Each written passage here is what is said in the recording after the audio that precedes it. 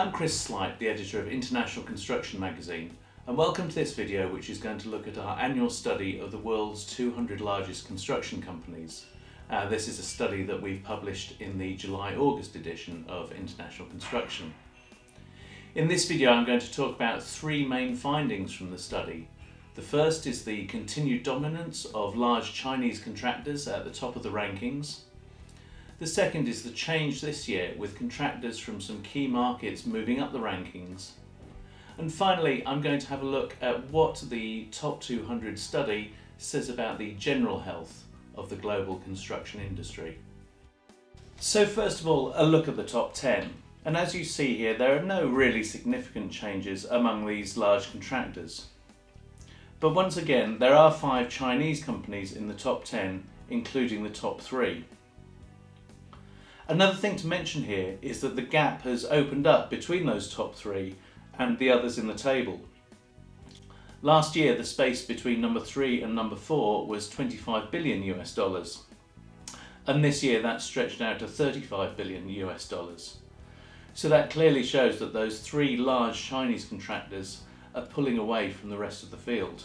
The size of those 3 big companies is a major contributor to the fact that Chinese companies enjoy the biggest slice of the top 200's revenues.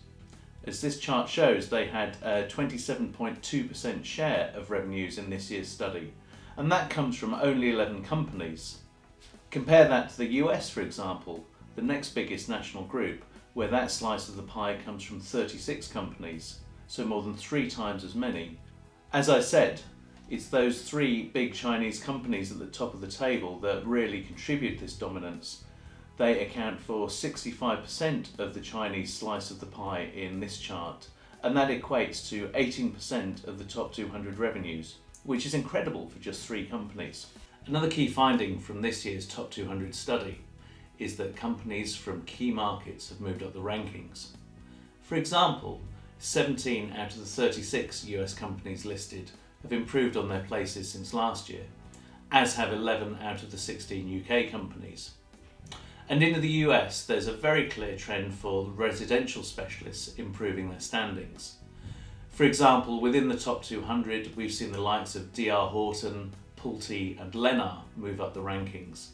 And at the foot of the table, we've seen the re-entry of a few old names, the likes of Meritage Homes and Hovnanian Enterprises. But of course, if you have companies moving up the rankings, you also have them moving down. And while US and UK construction companies seem to have benefited from improving market conditions at home, weak domestic conditions for the Japanese, Brazilian and Indian contractors have by and large seen those companies fall down the rankings. The third point I'd like to make is about the overall health of the industry. This graph shows revenues and profitability for the top 100 contractors over the space of 10 years or so.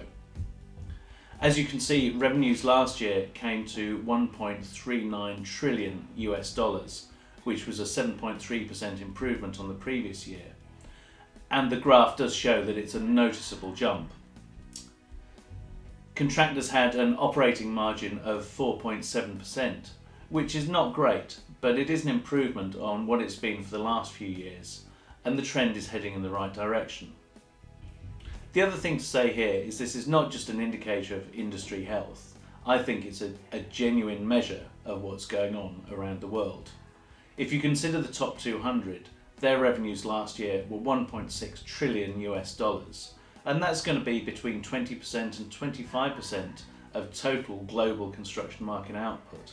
So I feel we can say with confidence that the jump in revenues and the improvement in profitability is a reflection of the market as a whole, and not just these very large companies. So those were 3 of the key findings of this year's Top 200 study, and as I said, that's published in the July-August edition of International Construction, which is available as a print, digital or tablet edition. If you don't receive the magazine regularly, that report can also be bought through our information store, and what we have put in there is a 5-year study covering the top 200 league tables from 2010 to 2014. And obviously that gives you a lot more breadth and perspective on the changes in the global construction market. You can find that at www www.khl-infostore.com. So that's it for this video. Thanks very much for watching.